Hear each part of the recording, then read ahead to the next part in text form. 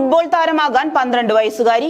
കാൽപന്ത് കളിയോട് ഇഷ്ടം തോന്നി ചാലിശ്ശേരി ഗ്രാമത്തിലെ ആദ്യത്തെ കൊച്ചുമിടുക്കി മന്യ മനോജ് മാർവൽ ഫുട്ബോൾ അക്കാദമിയിൽ ചേർന്നത് നാടിന് വേറിട്ട കാഴ്ചയായി.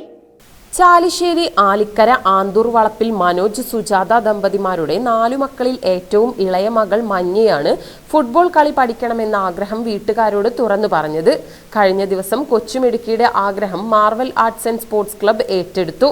അഖിലേന്ത്യാ ഫ്ലഡ് ലൈറ്റ് ഫുട്ബോൾ ടൂർണമെന്റ് വേദിയിൽ വെച്ച് പ്രസിഡന്റ് MM അഹമ്മദ് ഉണ്ണി മഞ്ഞയ്ക്ക് ഫുട്ബോൾ കിറ്റ് നൽകിയപ്പോൾ ഗാലറിയിലെ കായിക പ്രേമികൾ കൈയടിച്ച് ഗ്രാമത്തിലെ ആദ്യത്തെ വനിതാ കളിക്കാരിയെ സ്വീകരിച്ചു.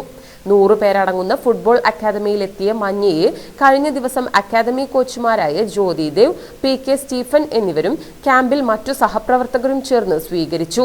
ചാലിശ്ശേരി ഗ്രാമത്തിൽ നിന്ന് വിവിധ ക്ലബ്ബുകളിലൂടെ ഇതിനകം നിരവധി താരങ്ങളെയാണ് കായിക മേഖലയിലേക്ക് സംഭാവന നൽകിയിട്ടുള്ളത്. ചരിത്രത്തിലാദ്യമായി ഒരു പെൺകുട്ടി കാൽപന്ത് കളിക്കാൻ സ്വയമായി മുന്നോട്ട് വന്നത് നാടിന് അഭിമാനമായി.